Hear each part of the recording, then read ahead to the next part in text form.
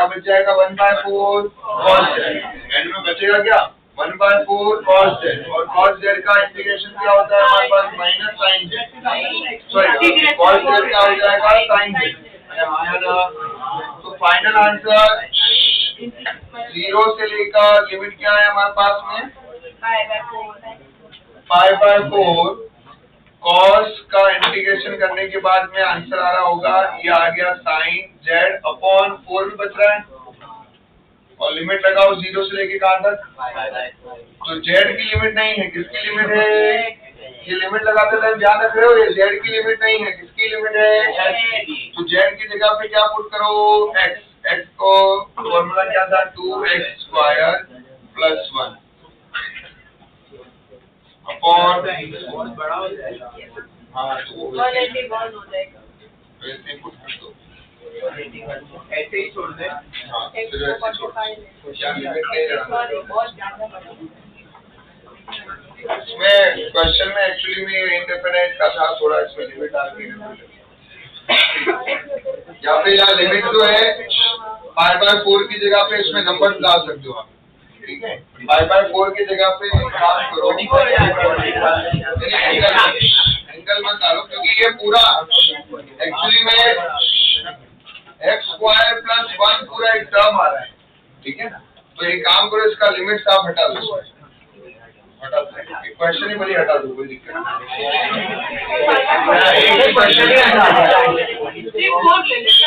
Question को ही हटा दो, हटा दो, और अगर करना है तो उसको फिर तुम लिमिट हटा के कर सकते हो, क्वेश्चन में टाइप करने में गड़बड़ हो जाए। चलिए क्लियर है, कोई कंफ्यूजन इसके अंदर, मैं वापिस रिपीट कर रहा हूँ अगेन, इस टाइप के ऐसे क्वेश्चन को हम और मैथ के मेथड से कर सकते हैं, लेकिन भी आपको मैथ का मेथड मैंने सिखाया, सब्स्टिट्यूशन मेथड तक ही हमारे हैं, ठीक है, तो हमने अभी तक जितने क्वेश्चन किए हैं वो सब्स्टिट्यूशन और नॉर्मल तरीके से जो है हमने डिफरेंशियल इंटीग्रेशन सीखा है, इसके अलावा भी डिफरेंट इंटीग्रेशन की कहानी और भी है, ठीक है। फिर मैंने एक और मेथड आपको बताया है फॉर मैथ, हमारे फिजिक्स में तो नहीं आएंगे क्वेश्चन, कि अगर आपको फिर भी अगर आप ऐसे क्वेश्चन क्या इस तरह का कोई ऐसा अजीबोगरीब क्वेश्चन आए जिसको आप इंटीग्रेट नहीं कर पा रहे हो, तो आप क्या कर सकते हो, ऑप्शंस को डिफरेंशिएट करके चेक कर लो कि वो क्वेश्चन के साथ मैच हो रहा है, क्योंकि integration is the reverse of differentiation, clear.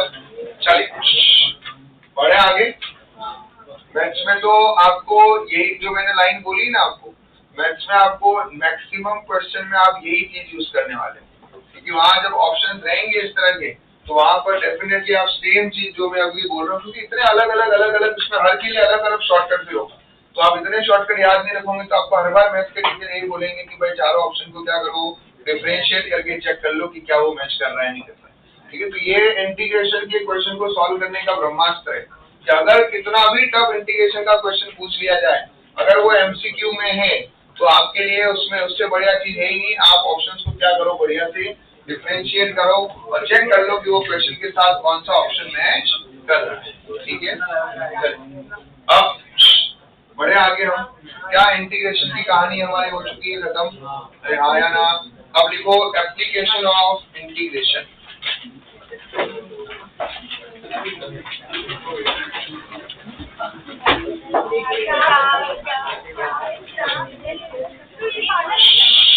आपस में बात नहीं, application of integration please, application of integration, उसमें सबसे पहला एप्लीकेशन हम लिखेंगे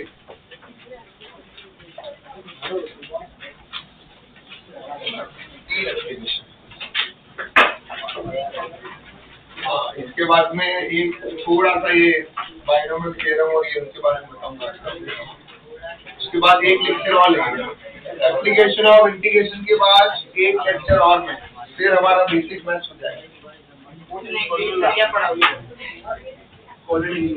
चलिए नेक्स्ट वीक हमारा बेसिक मैथ्स पूरा जो है कंप्लीट हो जाएगा, तो जब हम उसके बाद वेकेशन है सर 10 दिन का, उसके बाद में जब हम मिलेंगे तो फिर नया चैप्टर चालू करेंगे, 1 ईयर कैलिपर। चलिए अब एप्लीकेशन ऑफ वो भी 3 या मैक्स टू मैक्स अगर आप लोग बहुत स्लो हुए, इसका आइडेंटिफिकेशन मैंने दिया है, मैक्स बहुत स्लो हुए तो 40 है, उसके बाद में फिर बड़ा चैप्टर चालू होगा लॉस ऑफ, तब तक आपका काइनेमेटिक्स भी थोड़ा बहुत चलिए याद है। एप्लीकेशन ऑफ इंटीग्रेशन, इसमें सबसे पहला, प्लीज आपस में मत बोलना, मैं बार बार नहीं बोलूंगा। एप्लीकेशन ऑफ इंटीग्रेशन में सबसे पहला एप्लीकेशन डालेंगे, जैसे आपने याद करो हमने पोजीशन दिया हुआ था, डिस्प्लेसमेंट पोजीशन दिया था, वेलोसिटी निकालना था, तो हमने क्या किया था dx by dt। कुछ मैंने आपको डिफरेंशिएशन की एप्लीकेशन लिखवाई थी। इन अ सेम वे कुछ हमारे एप्लीकेशन थे इन टर्म्स ऑफ इंटीग्रेशन की, वो हम लोग लिख देते हैं। पहला है, अगर मुझे क्या गिवन हो,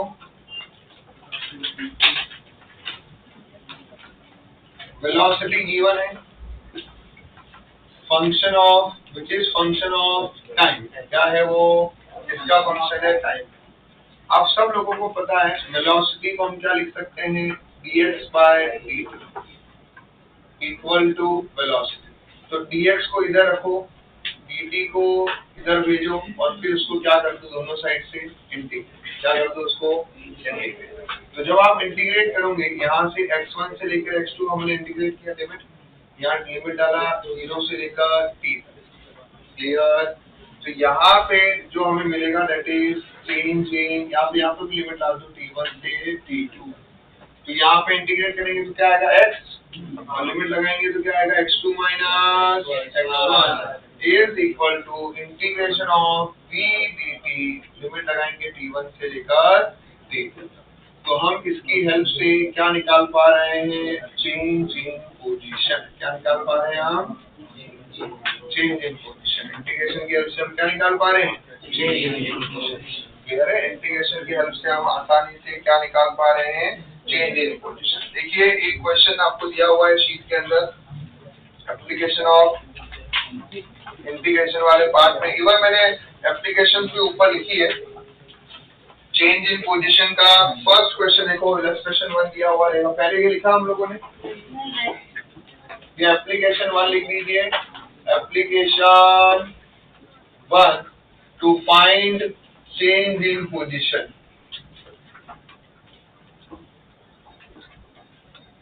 to find change in position if velocity given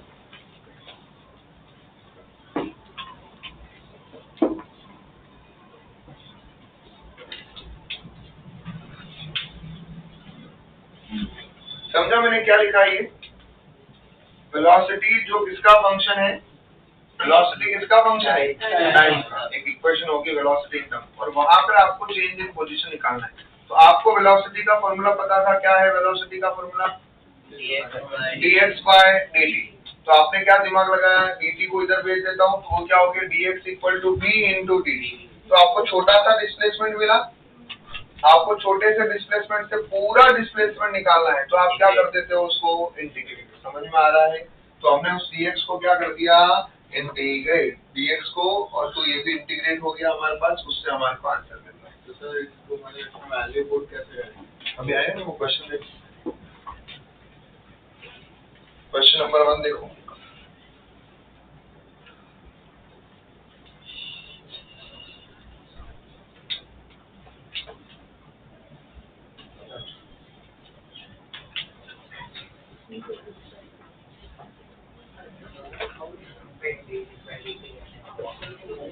आइए इलस्ट्रेशन नंबर 1 देखिए।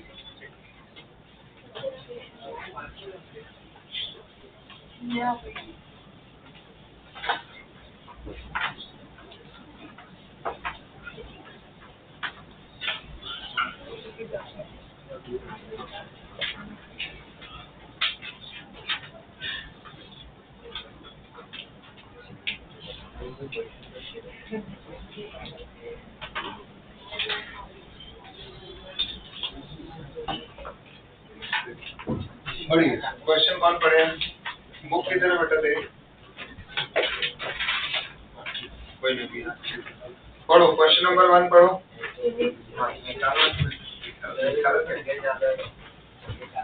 क्वेश्चन नंबर 1 देखो क्या दिया हुआ है, initial position of particle, read करो, देखो क्या दिया हुआ है, initial position of particle x equal to 20 metre, कितना दिया हुआ है, x इक्वल टू 20 मीटर दिया हुआ है, ठीक है। एंड इट्स वेलोसिटी इज, सबसे पहले इनिशियल पोजीशन ऑफ पार्टिकल मतलब जब टाइम 0 था तो पार्टिकल कहाँ बैठा हुआ था, 20 मीटर पे, कहाँ बैठा हुआ था वो, 20 मीटर, सही है यहाँ तक।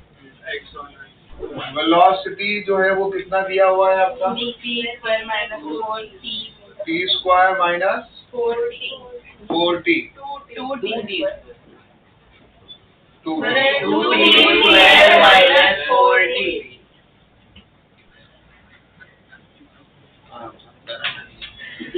वेलोसिटी लिखा हुआ है। अब आपसे वो पूछ रहा है कि भाई आप पोजीशन निकालो, find position at t equal to 3 second. तो 3 सेकेंड पे जो पोजीशन होगी वो हम बोल देते हैं x2, टाइम 0 पे जो पोजीशन है उसको हम बोल दिया हमने x1। सॉर्टेड है लाइक, वेलोसिटी दिया है, पोजीशन निकालना है, क्या निकालना है, पोजीशन। तो आपको वेलोसिटी का फॉर्मूला पता है कि सर वेलोसिटी का फॉर्मूला होता है dx बाय dt। तो मैं क्या करूं, dt को इधर भेज दूं, dx इक्वल टू क्या आ गया, v इंटू dt। अरे हाँ यार, तो dx क्या दिखा रहा है, चेंज इन पोजीशन, dx दिखा रहा है small change in position. Small change से कंप्लीट चेंज चाहिए होता है तो क्या लगाते हो, इंटीग्रेशन। अरे हाँ या ना। अब इसमें आपके पास में पता है कि अगर ये आप किसके रिस्पेक्ट में इंटीग्रेट कर रहे हो, v को बताओ, तो लिमिट किसकी आएगी, टाइम की। अरे भाई जिसके रिस्पेक्ट में इंटीग्रेट करते हैं लिमिट भी उसी की आती है। तो आप dt के रिस्पेक्ट में करते हो तो टाइम की लिमिट आएगी। जब टाइम 0 है तो उस पॉइंट पे पोजीशन कितनी है, x1 20 मीटर। जब टाइम t है उस पॉइंट पे पोजीशन कितनी है, x2, जो हमें निकालना है। क्लियर, हाँ उसको भी पुट कर देते हैं। क्लियर हो गया यहाँ पे, कोई कंफ्यूजन, तो ये हमें निकालना है। तो अब अगर मैं यहाँ पर ये, जैसे हमारे पास इनिशियल टाइम t1 ये थी, अब यहाँ वैल्यू पुट करिए, ये आ गया हमारे पास लिमिट x की वैल्यू क्या, x1 का वैल्यू 20 है, ये रहा x2, ये तुम्हारा पास dx रखा हमने यहाँ पे, यहाँ t1 का वैल्यू कितना है, 0 है, t2 का वैल्यू कितना है, 3, v जो है वो दिया हुआ है, वो फंक्शन लिखो t² माइनस 4t इंटू, सही, 2t² माइनस 4t, इसको हम किसके रिस्पेक्ट में इंटीग्रेट कर रहे हैं, dt। क्या अब हम इंटीग्रेट कर पाएंगे आराम से, तो dx का इंटीग्रेशन तो कितना आया, x, तो लिमिट लगाएंगे x2 माइनस 20, लिमिट लग गया बढ़िया से। इसको सॉल्व किया, 2t² का कितना हुआ, 2t³/3 माइनस 4t²/2, लिमिट लगाना है 0 से 3। अरे हाँ या ना, x2 माइनस 20 2/3, ये कितना आएगा, t³ को क्या लिखेंगे हम, 3³ पहले हायर लिमिट रखो, फिर 4/2 कितना होगा, 2 इंटू 3² माइनस फिर लोअर लिमिट रखो, तो t की जगह 0 रखो, ये पूरा टर्म 0 माइनस 0, तो सॉल्व किया तो कितना आया देखिए, 2 माइनस 20 इज इक्वल टू, इसको सॉल्व किया कितना आ रहा है, 0। अच्छा इसको सॉल्व किया तो 0 आ रहा है, तो ये आ गया 0। x2 का वैल्यू भी कितना आया, इसका मतलब पार्टिकल की पोजीशन में कोई चेंज नहीं हुआ, या हुआ है तो वो आगे जाके वापस से क्या आ गया है, नीचे की तरफ आया। आप इसकी वेलोसिटी में भी देखो, टाइम का वैल्यू रख रहे हो तो क्या हो रहा है, वो आगे जाके वापस से क्या आ गया है, रिवर्स हो गया है, वापस से अपनी ही पोजीशन पे आ गया है। अरे हाँ या ना बोलेंगे, कोई दिक्कत की बात, अरे समझोगे नहीं, क्लियर है। देख अब ये है एप्लीकेशन जो हम फिजिक्स में पढ़े, दिस इज फिजिक्स, ये फिजिक्स में हम पढ़े, और यह आपको अभी कहाँ पढ़ाया जाएगा, ये मैंने आपको समय से पहले बता दिया है, ये आपको कहाँ सिखाया जाएगा, काइनेमेटिक्स में। कहाँ सिखाया जाएगा, जस्ट टू फील, मैंने एक एग्जांपल डाला है पर ये एक्चुअली में आप कहाँ पढ़ेंगे, काइनेमेटिक्स के अंदर जो है पूरा आपको अनिल सर जो है ये सारी चीजें सिखाएंगे, ठीक है। बट आपको अनिल सर, हमारे को क्या चाहिए था, हमारे को ये चाहिए था कि भाई हम यहाँ से लाके फिजिक्स के टीचर बता दें, फिर उसके बाद इंटीग्रेट करने वाला पार्ट आपको आना चाहिए। तो आपको अभी मेरा पर्पस जो है बेसिक बेस देने का वो क्या था कि अगर ऐसा लिख के आ गया है तो इसके आगे तुम इंटीग्रेट कर पाओ, इसके आगे तुम सॉल्व कर पाओ। ये चीज तो चलो वापस से वहां पे सिखाया जाएगा, सब कुछ लिखा के बढ़िया से आराम से। तो यहाँ के आगे वाला जर्नी हम समझ गए, क्या हम इंटीग्रेट करना सीख गए हैं, यस और नो, कोई कंफ्यूजन। ये इंटीग्रेट करना हम सीख गए हैं कि यार कोई भी फंक्शन आएगा तो हम आराम से बढ़िया से इंटीग्रेट कर पाएंगे, ठीक है। अभी अगला क्वेश्चन देखो, दूसरा वाला। ये सिर्फ 2-3 क्वेश्चन मैंने आपको इसलिए डाले हैं कि आपको समझ में आए कि what is the application of the integration. तो this is the application of the integration. Application वाला पार्ट आप पूरे फिजिक्स में पढ़ेंगे बढ़िया से आराम से, जस्ट टू अंडर। हमारा असली पर्पस था कि इंटीग्रेट कैसे किया जाता है वो सीखना है, तो वो हम सीख चुके हैं। अभी हम सब आराम से इंटीग्रेट कर पा रहे हैं। सब तो आई थिंक ये ऐसा क्वेश्चन आता है तो वो भी कर पाएंगे हम।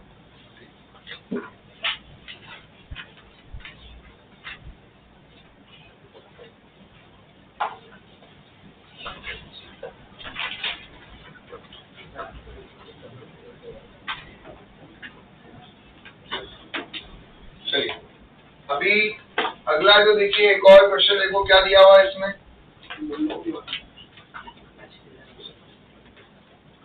इसमें एक्सेलरेशन दिया हुआ है तुम्हें और तुझे ढूंढना क्या है, वेलोसिटी। एक्सेलरेशन दिया है और ढूंढना क्या है, वेलोसिटी। तो एक्सेलरेशन के लिए क्या लिखा था याद करो, acceleration is equal to dv by dt, याद आ रहा है। जैसे हमने उसमें क्या लिखा था, velocity is equal to dx by dt। Acceleration क्या होता है, dv by dt। तो सिमिलरली अगर सेकंड क्वेश्चन में देखेंगे तो acceleration is equal to dv by dt। अरे हाँ या ना। आपको क्या दिया हुआ है, उन्होंने इनिशियल वेलोसिटी दिया हुआ है, इनिशियल वेलोसिटी दिया है उन्होंने, कितना है 2u। इनिशियल वेलोसिटी है, तब टाइम जो है वो कितना है हमारे पास, इनिशियल टाइम जो क्या होगा 0, ठीक है। फाइनल वेलोसिटी हमारे को निकालनी है जब टाइम t2 कितना है तुम्हारे पास 3। कोई दिक्कत। अब आपको दिया क्या है, उन्होंने एक्सेलरेशन दिया है, तो आप यहाँ पर भी सोचो आपको वेलोसिटी निकालना है और आपके पास क्या है dv। तो dv से वेलोसिटी निकालने के लिए पहले dt को इधर भेजो, a इंटू dt आ गया। फिर क्या करो, दोनों साइड इंटीग्रेट, क्या कर दो दोनों साइड। a को किसके रिस्पेक्ट में इंटीग्रेट कर रहे हो आप, किसके रिस्पेक्ट में कर रहे हो, dt। तो लिमिट भी किसकी होगी, टाइम की। टाइम का लिमिट क्या है, 0 से लेकर t तक। वेलोसिटी की लिमिट क्या है, इनिशियल लिमिट क्या होगी 2u0। अरे हाँ है ना, आप डायरेक्ट लिखो चलेगा ना। फाइनल लिमिट क्या होगी v2 जो हमें निकालना है, कोई कंफ्यूजन। तो dv को इंटीग्रेट किया कितना आया v, 2u0 से कहां तक पहुंचना है v2 तक। a कौन सा फंक्शन है, a का फंक्शन लिखो, एक kt दिया हुआ है, तो integration of kt into dt। Limit लगाओ 0 से लेकर t तक। यहाँ लिमिट लगेगी v की जगह पे v2 माइनस 2u0। अरे हाँ यार, k कांस्टेंट है, t का इंटीग्रेशन कितना आया t²/2। लिमिट लगाओ 0 से लेकर t तक, क्या सेम ही रहेगा। तो क्या आएगा इसके अंदर,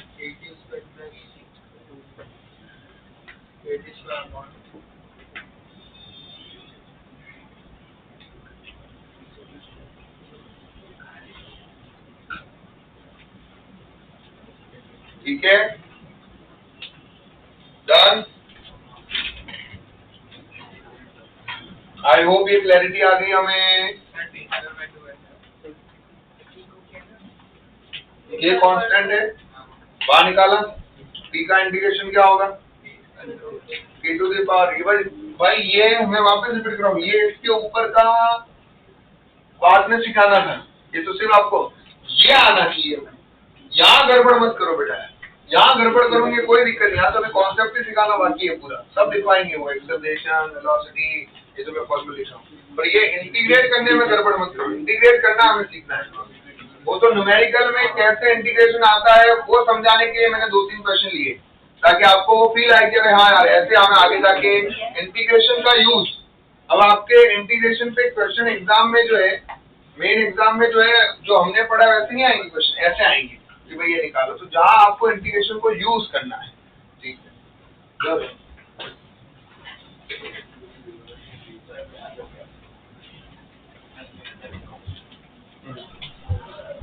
एक जाओ उसको आने।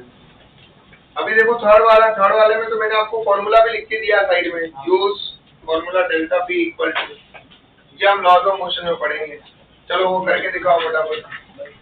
चलो हो गया, 2 मिनट रुको, फिर शांति से बैठो, 2 मिनट भगवान के नाम। जय भगवान, मेरे ऊपर मिसाइल ना आए।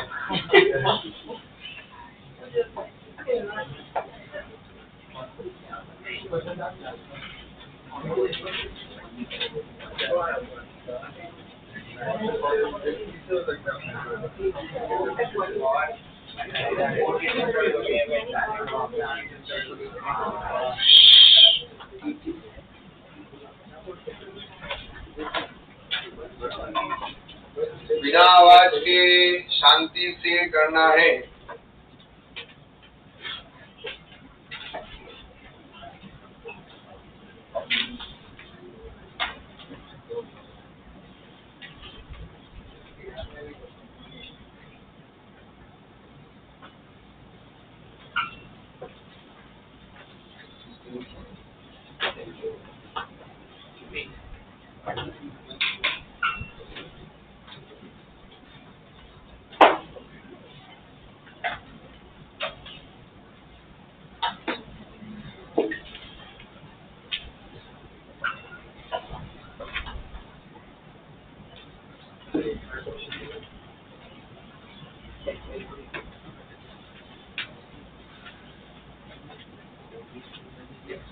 सर हो गया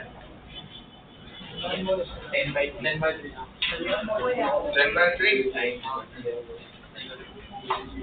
2 मिनट बाकी लोगों को लिखने कर रहे हो, भी शांति है, कोई गाय नहीं। अपने मैंने कहा 5 मिनट हो गया लिख के, 2 मिनट बैठो, भगवान से प्रार्थना करो, हे भगवान हम ही जीत तो हम ही जीतेंगे, लेकिन फिर भी बैठे बैठे प्रार्थना कीजिए, हे भगवान पाकिस्तानियों के हाल एक एक घर में जाके बैंड बजे ऐसा।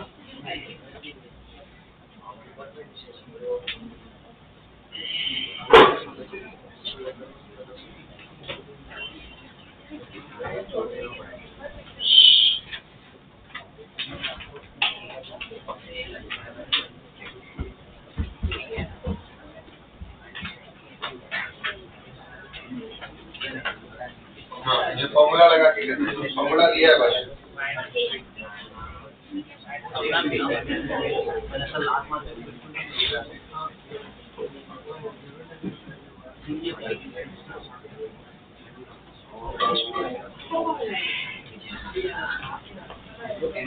यहाँ डेल्टा पी पूछा है हमारे को, फॉर्मूला दिया है, सिर्फ फॉर्मूले में रखना है, इंटीग्रेट करना है बस।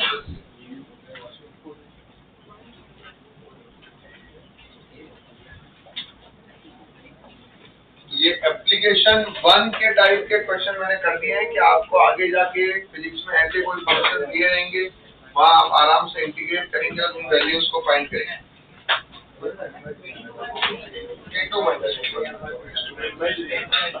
डेल्टा पी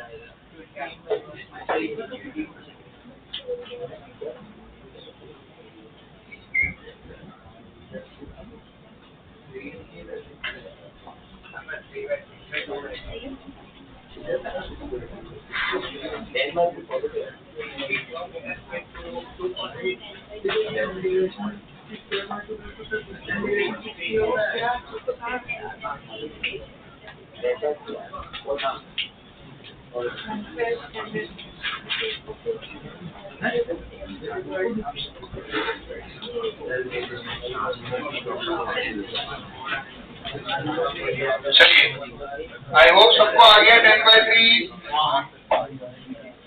इधर दीदी लोग आया 10/3, पीछे चंद्र लोग 10/3 आ गया, इधर आगे हो गया काम कंप्लीट। आगे बढ़ू, इधर चले आगे।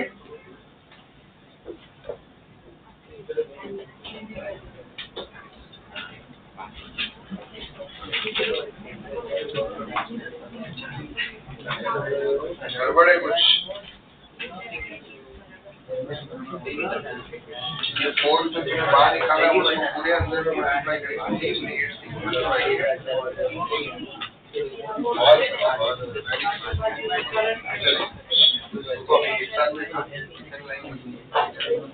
चलिए अभी अगला एप्लीकेशन जो लिख रहे हैं वो बहुत इंपॉर्टेंट है। अब अपना application number 2 area under the curve. Application number 2 क्या है? Area under the curve. Application 2 is area under the curve. Application 2 is area under the curve. कौन गधा बात कर रहा है? एप्लीकेशन 2 देखिए ध्यान से, सबका ध्यान इधर दोनों दीदी क्या दिया हुआ है हमें? y is equal to function of x, ये दिया हुआ है हमारे को, ठीक है। और हम y is equal to function of x दिया हुआ है। यहाँ से इस इक्वेशन से हम एक कर्व ड्रॉ कर रहे हैं। क्या ड्रॉ कर रहे हैं हम लोग? तो किसके बीच में ग्राफ बनाया जा रहा है? y और x के बीच में। और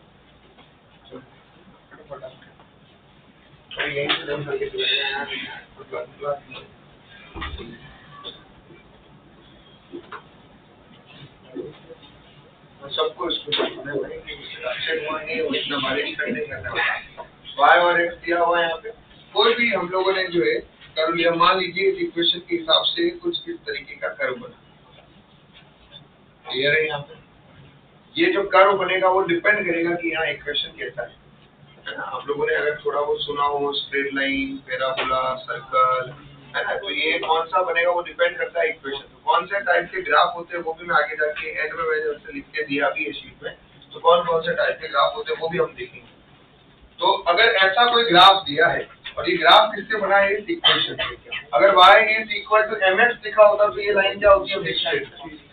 ठीक है। तो बेसिकली ये हमारा जो है इस कर्व से हमने इस इक्वेशन से हमने ग्राफ प्लॉट किया है। अब आपको निकालना क्या है? बड़े ध्यान से देखना, आपको निकालना है, इंटीग्रेट करना है। आपको क्या करना है? आपको इंटीग्रेट, आपको इसको इंटीग्रेट करना है y को किसके रिस्पेक्ट में? dx के किसके रिस्पेक्ट में? y को किसके रिस्पेक्ट में इंटीग्रेट कर रहे हो आप? dx के रिस्पेक्ट में। y क्या है? फंक्शन ऑफ x, क्या रखोगे? इंटीग्रेट करके निकालो। तो इंटीग्रेशन हमेशा हमें जैसे क्या देता है? डिफरेंशिएशन स्लोप देता है। इंटीग्रेशन हमें देता है एरिया अंडर दी कर्व। क्या देता है इंटीग्रेशन? ये जो कर्व है उसके अंडर में जो एरिया है वो हमें निकालना पड़ेगा। इंटीग्रेशन हमें क्या देता है? Area under the curve. बड़े ध्यान से देखना, हम y को, y जो कि फंक्शन ऑफ x है, उसको किसके रिस्पेक्ट में इंटीग्रेट कर रहे हैं? dx के रिस्पेक्ट में। तो इस केस में जो आप एरिया लेंगे वो एरिया आपको कौन सा लेना है? एरिया बिटवीन जो वो y x कर्व है एंड x एक्सिस, इसके बीच का एरिया लेना है। y और x कर्व जो दिया बनाया आपने और x एक्सिस के बीच का जो एरिया है वो आपको लेना है। तो आपको कर्व तो दिख रहा है और उस कर्व और x एक्सिस के बीच का एरिया लेना है। तो हमने क्या किया? इस कर्व के अंदर में जो भी एरिया ये दिख रहा है यहाँ से यहाँ तक पार्ट, ये वाला पार्ट, ये एरिया जो है इक्वल होगा किसके? इंटीग्रेशन ऑफ y dx के। किसके इक्वल होगा ये? Integration of y dx। तो मतलब अगर मान लीजिए कोई फंक्शन नहीं दिया हुआ है, फंक्शन दिया होता तो सीधे ही इंटीग्रेट कर देते भाई, है ना। फंक्शन दिया होता तो सीधा इंटीग्रेट कर देते। फंक्शन नहीं दिया, ऐसा ग्राफ दिया है और वहां बोल रहा है कि भाई इसको इंटीग्रेट करके बताइए। ऐसा ग्राफ दिया हुआ है आपको, कोई उसको इंटीग्रेट करे, तो आप क्या करोगे? उस कर्व के अंदर में ये जो भी शेप दिख रहा है उस शेप का क्या निकालोगे, एरिया, और वही एरिया किसके इक्वल होता है हमारे पास, y, इंटीग्रेशन के इक्वल। क्लियर हो रहा है यहाँ पे। मान लीजिए उल्टा पूछा हो, आपको पूछा है उन्होंने इंटीग्रेशन ऑफ x को इंटीग्रेट करो किसके रिस्पेक्ट में, y के रिस्पेक्ट में। किसके रिस्पेक्ट में, y के।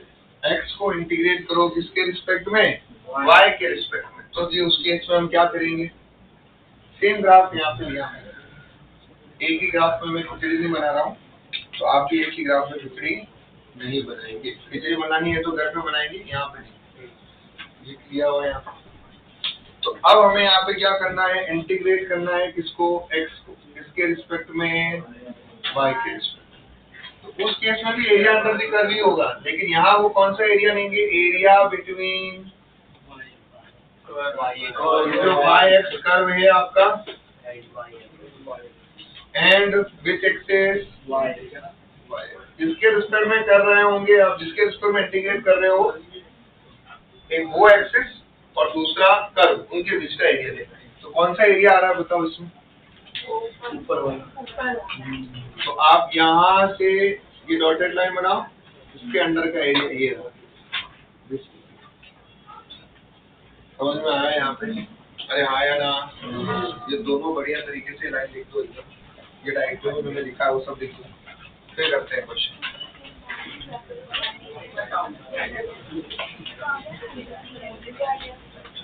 ओहो बोला करना है, चलो फटाफट करा, तो बेटा मैं कैलकुलेशन पार्ट में देखा।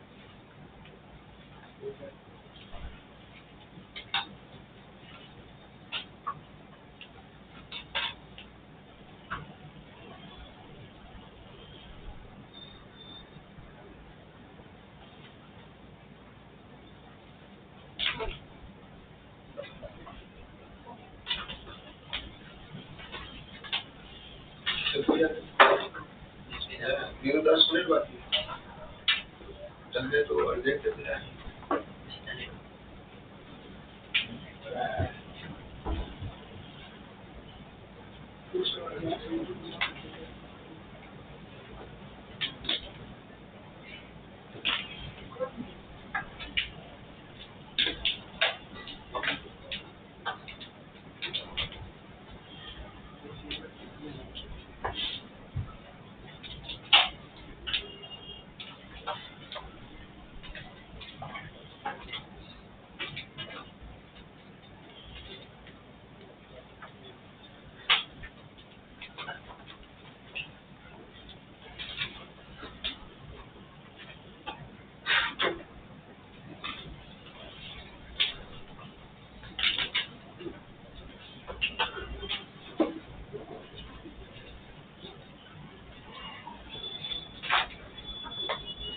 चलिए डन।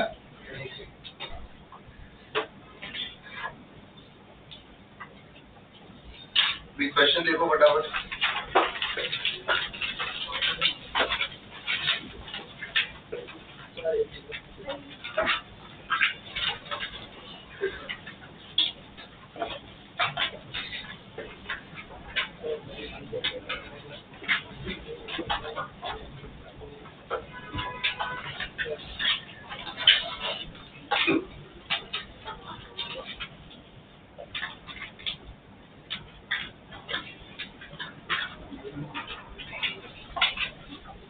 चलिए देखिए क्या दिया हुआ है।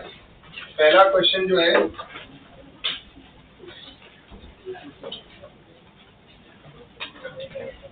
एरिया अंडर द कर्व का, ध्यान से अगर आप देखते हैं तो उन्होंने आपको जो है यहाँ तो इक्वेशन दिया है दोस्तों, पर वो इंटीग्रेट करने नहीं बोल रहे हैं, वो क्या बोल रहे हैं, एरिया अंडर दी कर्व निकालना है। क्या निकालना है, एरिया अंडर दी कर्व निकालो। ठीक है, जैसे ही बोला एरिया अंडर दी कर्व निकालो तो हमारे शहंशाह बच्चों ने दिमाग लगाया, मैं तो निकालूंगा, ठीक है, उन्होंने शेप देखा और शेप देखते ही उन्हें अपने नानी जी की याद आ गई कि भाई साहब इसका कैसे निकालूं, ट्रायंगल होता तो निकाल लेता, रेक्टेंगल होता तो निकाल लेता, सर्कल होता तो भी निकाल लेता, ये तो अभी कोई भी शेप दिख रहा है, ये कौन सा शेप है, इसका कैसे निकालें। फिर उन्होंने ऊपर देखा, उन्होंने पूछा क्या आपको एरिया अंडर दी कर्व निकालना है। फिर उन्होंने देखा कि यार ये कौन सा एक्सिस है, ये एक्स एक्सिस, ये वाई एक्सिस, और ये कर्व जो है, ये कर्व है हमारा, ये कौन सा कर्व हो गया, एक्स वाई कर्व आया ना, कर्व बन रहा है हमारे पास में। तो अगर आपके पास में कर्व और एक्स एक्सिस के बीच का एरिया निकालना है, किसके बीच का एरिया निकालना है, कर्व और एक्स के बीच का एरिया निकालना है, तो आपको किसको डिफरेंशिएट करना पड़ रहा है, किसको इंटीग्रेट करना है, y को किसके रिस्पेक्ट में, यस और नो। और लिमिट भी लगाई हुई है, x की लिमिट भी लगाई हुई है, कहां से कहां तक, 0 से 3 तक। So that will give you the area under the curve। अरे हाँ या ना, यहाँ पर 0 से 3 y का वैल्यू दिया हुआ है, कितना है, x क्यूब, आई थिंक अभी ये सॉल्व होकर आंसर आएगा, x to the power 4 plus 4, limit लगाया 0 से 3, तो 3 to the power 4 upon 4 minus 20.25। ठीक है, कोई कंफ्यूजन, क्या मजा आया कि नहीं आया, क्लियर हुआ कि नहीं हुआ। अगर आपको इस तरह से किसी भी कर्व के अंदर का एरिया निकालना है तो आप इंटीग्रेशन की हेल्प से निकाल सकते हो। ठीक है,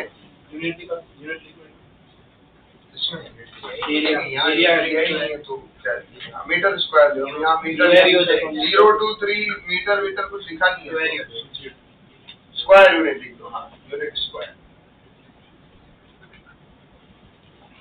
यूनिट मेंशन नहीं किया है तो क्या कर दो भाई, square unit.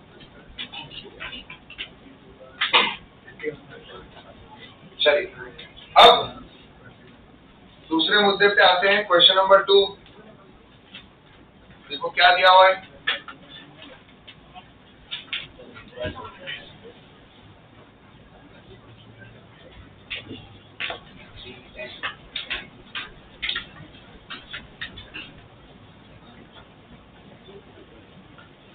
Question number 2।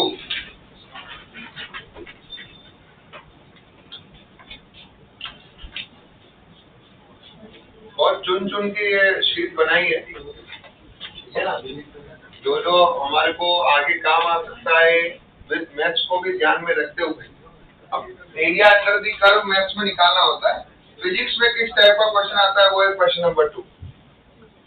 Question number 2 देखिए,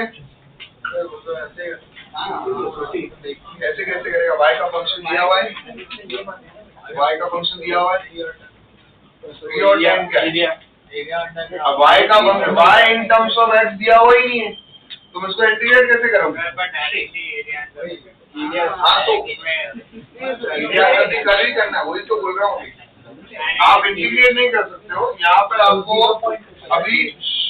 अब यहाँ आपको y को dx के रिस्पेक्ट इंटीग्रेट करना था, तो यहाँ y in terms of x दिया हुआ नहीं है, जैसे यहाँ दिया हुआ था। तो फिर अभी हमें याद आया कि अरे यहाँ तो ग्राफ दिया है एकदम बढ़िया था, तो ग्राफ को हमने देखा कि ये ग्राफ कुछ इस तरह से, और y को x के रिस्पेक्ट में कर रहे हो, तो कर्व और कौन सा एक्सिस लेना है, x एक्सिस, ये रहा हमारा y एक्सिस। तो कर्व और x के बीच में एरिया कौन सा दिख रहा है, ये दिख रहा है, इसमें भी उन्होंने बाउंड किया है। कहाँ से कहाँ तक निकालो, पहला एरिया निकालो सिर्फ 0 से लेकर 3, तो आपको एरिया कौन सा लेना है, ये पहला एरिया, एरिया 1, तो that is equal to area 1। और ये कौन सा शेप है बताओ, अभी इसका तो एरिया निकाल सकते हो, तो यहाँ पर कितना होगा, इसका एरिया 10 into 3 30, समझे। हाँ ये तुम्हारे स्क्वायर, सर मतलब डायरेक्ट ही क्या है वाइड है उसका हाँ वही तो बताना है कि ये फायदा होता है, यही तो एरिया अंडर द कर्व का एप्लीकेशन का मतलब ही तो ये हुआ ना। डायरेक्ट मतलब अगर मैं तुझे ये एप्लीकेशन नहीं बता रही, मैं तुझे ये नहीं बोलता कि एरिया अंडर द कर्व है, ये ग्राफ देता और ये दिखता तो तू कंफ्यूज ही होता ना कि भाई मेरे को ये करना क्या है इस ग्राफ का। तो ये बताया कि इस एप्लीकेशन ने कि भाई आपका जो इंटीग्रेशन करते हो वो होता क्या है, एरिया अंडर दी कर्व होता है। और उसमें अभी आप बोलते फिर कि सर इसमें y in terms of x कहाँ दिया हो, हम कैसे इंटीग्रेट करें, y का फंक्शन तो दो तो हम इंटीग्रेट करेंगे। तो इन्होंने फंक्शन नहीं दिया, उन्होंने क्या दिया, ग्राफ, और ग्राफ से आपको पता चल गया कि भाई एरिया अंडर दी कर्व से हम आराम से निकाल पा रहे। अब 3 2 कहाँ गए हम, 4। अब इसमें कहाँ से कहाँ तक जा रहा है, 3 से 4 आ रहा है, तो क्या होगा y dx इक्वल टू कौन सा डायग्राम में किया, ट्रायंगल वाला। ट्रायंगल क्या होगा, हाफ इनटू बेस, 3 से 1 का क्या कितना आया, 1, हाइट कितना है 10, कितना आ रहा है 5। अगर मैं आपसे पूछूं भाई आप 0 से 4 का निकाल के बताओ तो क्या बोलोगे आप, 35। तो दोनों एरिया को ऐड कर दोगे, सिंपल सी बात है। अभी 0 से 4 का पूछो तो क्या करो, दोनों एरिया को, आंसर इज 35। अब बताओ कोई कंफ्यूजन, क्लैरिटी आए तो सिर्फ आपको वो एप्लीकेशन मुझे समझाना था कि इंटीग्रेशन क्या होता है, area under the curve. Dx के रिस्पेक्ट में कर रहे हो तो हाँ जो आपको एरिया लेना है वो कर्व और एक्स एक्सिस के बीच में, डीवाई के रिस्पेक्ट में कर रहे हो तो एरिया कौन सा लेना है, कर्व और वाई एक्सिस के बीच में। ये छोटी सी बात हमें ध्यान देनी और ये बड़ी इंपॉर्टेंट बात है। बहुत सारे लोग जो है वो फ्लो में हमेशा उस कर्व के अंदर का एरिया ले लेते हैं, लेकिन आपको देखना है कि वो कर्व के अंदर में आपको किधर जाना है, एक्स की तरफ जाना है या वाई की तरफ। तो अगर आप डीएक्स के रिस्पेक्ट में कर रहे हो तो कर्व और एक्स एक्सिस के बीच में हो, डीवाई के रिस्पेक्ट में कर रहे हो तो कर्व और वाई एक्सिस के बीच में हो। कोई कंफ्यूजन, कोई दिक्कत? चलिए अभी थर्ड वाला तो आई थिंक आप आराम से कर पाएंगे।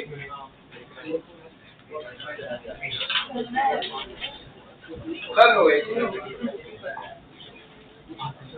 किसका, थर्ड का आंसर, थर्ड का आंसर हाँ 76/3।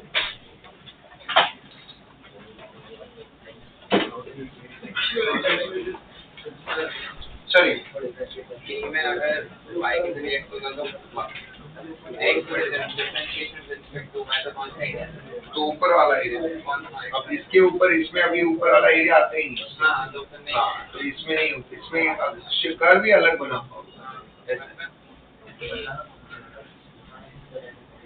वो कर्व भी वैसा बनना चाहिए, और इसमें तो फिर ऊपर क्या हो रहा होता है, इन्फिनिटी एरिया होगा, तो फिर आंसर इन्फिनिटी होता है उसमें।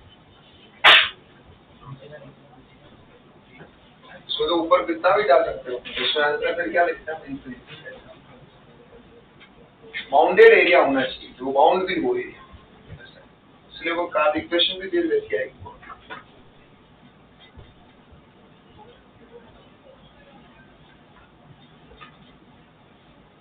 आई होप इंटीग्रेशन में मजा आया है।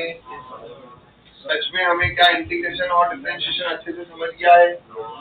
अब हमारा सिर्फ बचा है एवरेज वैल्यू फंक्शन, और ये अगले लेक्चर में हो जाएगा, 2 लेक्चर की भी जरूरत नहीं।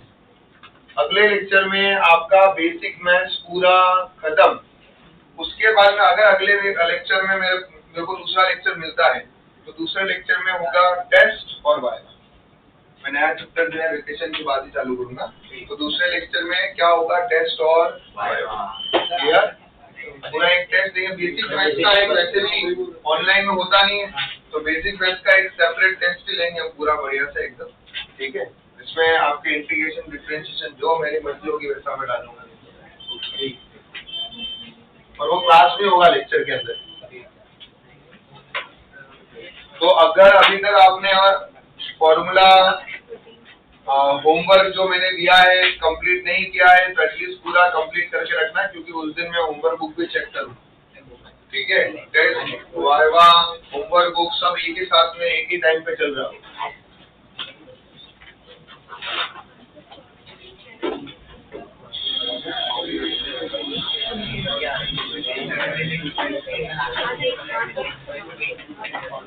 आज का आज का आज का फिर डिवीजन इसको बढ़िया